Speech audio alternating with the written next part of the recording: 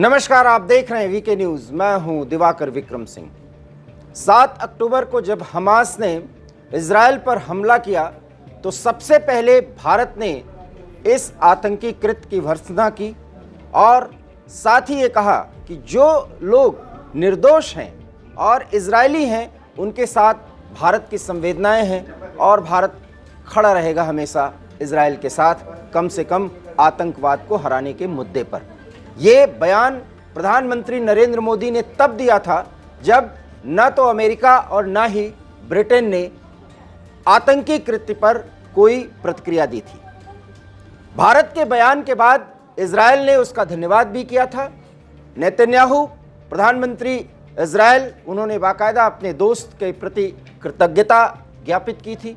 भारत में इजराइल के राजदूत ने भी कहा था भारत एक महान देश है और इजराइल का एक पक्का दोस्त है जिसने इस मुश्किल घड़ी में भारत और इजराइल के संबंधों को बहुत उच्च स्तर पर ले गया। ये बात थी 7 अक्टूबर के दिन की। उसके बाद इजराइल के समर्थन में अमेरिका के नेतृत्व में तमाम पश्चिमी देश आ गए और बेंजामिन नेतन्याहू को एक बड़ी ताकत मिली और उन्होंने पूरे हमास के रीढ़ को खत्म करने, उसे तोड़ देने का वचन दिया अपने नागरिकों को जो बड़ी संख्या में मारे गए थे।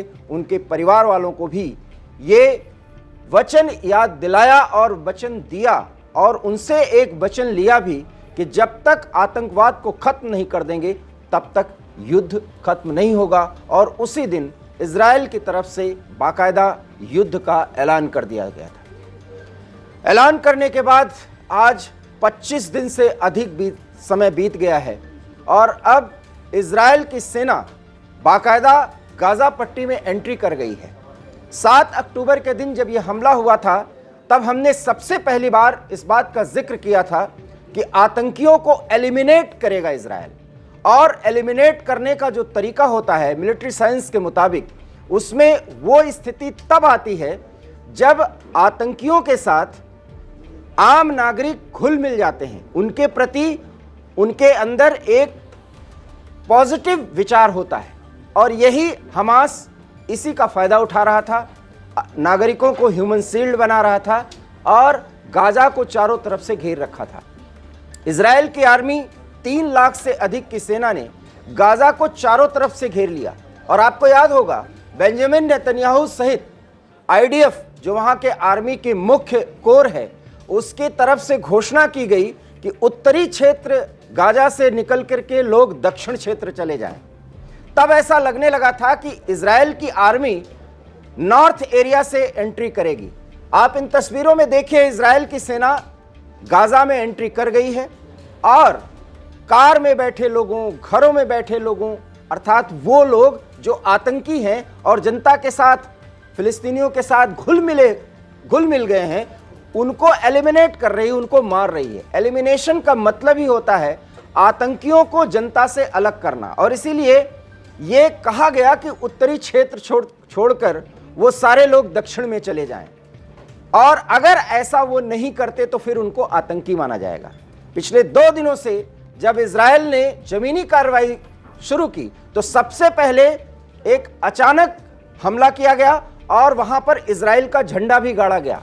आप तस्वीरों में इस वीडियो के जरिए भी देख सकते हैं। लेकिन सेना वहां पर स्थिर नहीं रही, सेना फिर आ गई गाजा से बाहर। और अब जो हमले हो रहे हैं, बाकायदा इजराइल ने पिछले 24 घंटे में बहुत ही सघन हमला किया है जमीनी स्तर पर। और यह हमला सबसे बड़ी रणनीतिक चाल है इजराइल की। न तो उसने नॉर्थ को टच किया है और न ही साउथ को। इजराइल ने पूर्व और पश्चिम से, मतलब पीछे और आगे भाग, क्योंकि हमने आपको बताया था कि चारों तरफ से इजराइल की सेना ने घेरा है, इसलिए पूर्व और पश्चिम से हमला इसलिए किया गया कि उनके एहतियाती कदम उठाए जाने के बाद और बार बार चेतावनी देने के बाद कि सारे फिलिस्तीनी नागरिक जो अपने जीवन की रक्षा चाहते हैं वो दक्षिण क्षेत्र चले जाएं, उत्तर को छोड़ के। अगर वो नहीं गए हैं तो अब हमास की तरफ से यह रणनीति बनाई होगी कि वो चारों तरफ अपने नेटवर्क को फैला दें।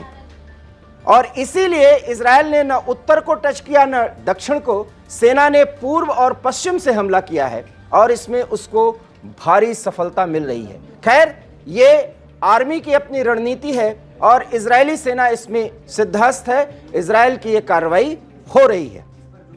लेकिन इस बीच एक बड़ी खबर आ रही है और वो ये है कि इजरायल के प्रधानमंत्री ने एक नाराजगी जाहिर की है, और वो भी अपने दोस्त के प्रति, भारत के प्रति।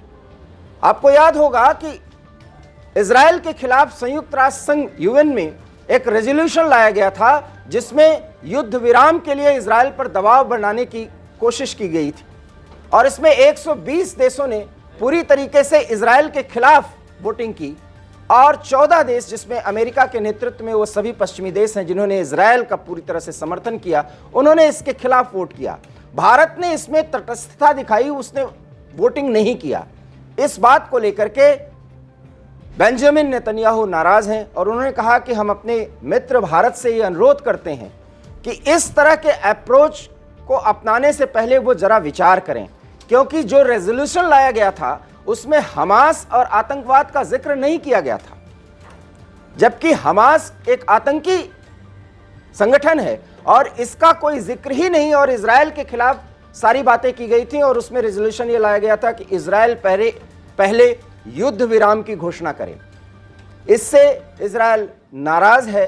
हालांकि ये नाराजगी नहीं है, ऐसा बताया जा रहा है कि अपने दोस्त के प्रति एक भाव आया है इजरायल के प्रधानमंत्री में कि भारत से उम्मीद नहीं थी। हालांकि बेंजामिन नेतन्याहू को समझना चाहिए कि भारत ने आतंकवाद के खिलाफ पूरी तरह से मोर्चा 7 अक्टूबर के दिन ही खोला, लेकिन एक स्वतंत्र फिलिस्तीन का भारत समर्थन करता है मानवीय आधार पर। अगर मानवीय ह्रास होता है और मानवीय त्रासदी की स्थिति गाजा में उत्पन्न होती है तो भारत उसका समर्थन नहीं कर सकता। ये भारत के विदेश नीति और भारत के सिद्धांतों में है, और उस सिद्धांत के तहत गाजा पट्टी में बाकायदा मानवीय सहायता भी भेजी गई है। लेकिन इस पर इजरायल के प्रधानमंत्री बेंजामिन नेतन्याहू ने कोई कमेंट नहीं किया है। हालांकि उन्होंने कहा कि यूएन के रेजोल्यूशन में जिस तरह के प्रस्ताव लाए गए थे, भारत को भी एक कड़ा स्टैंड लेना चाहिए था, लेकिन भारत की तरफ से इसका अभी जवाब नहीं दिया गया है। लेकिन नेतन्याहू को थोड़ा सा कष्ट है कि भारत को ये अप्रोच नहीं अपनाना चाहिए था। हालांकि भारत का अप्रोच बिल्कुल स्पष्ट है कि आतंकवाद के खिलाफ भारत खड़ा हुआ है इजरायल के साथ, लेकिन अगर इजरायल के ताबड़तोड़ बमबारी में निर्दोष नागरिक मारे जा रहे हैं तो उसके विकल्प पर विचार करने के लिए भी भारत अपने दोस्त को हमेशा समझाता रहेगा, जो यूक्रेन और रूस के युद्ध में रूस को समझाने की पहल भारत ने की है। शायद इस बात को बेंजामिन नेतन्याहू को समझना पड़ेगा, क्योंकि भारत एक ऐसा दोस्त है जो सही को सही और गलत को गलत कहेगा, और ऐसा ही दोस्त सच्चा होता है। हालांकि भारत को इजरायल सच्चा दोस्त मानता है, लेकिन अपने दोस्त से वो कुछ ज़्यादा ही अपेक्षा कर रहा है जो भारत के नैतिक सिद्धांतों के खिलाफ है। हमारी ये खबर आपको कैसी लगी? अपनी प्रतिक्रिया दीजिए। देखते रहिए वीके न्यूज़, क्योंकि यहाँ खबरों का सिलसिला कभी नहीं थमता। फिलहाल मुझे दीजिए इजाज़त। नमस्कार। वीके न्यूज़, राष्ट्र के नाम।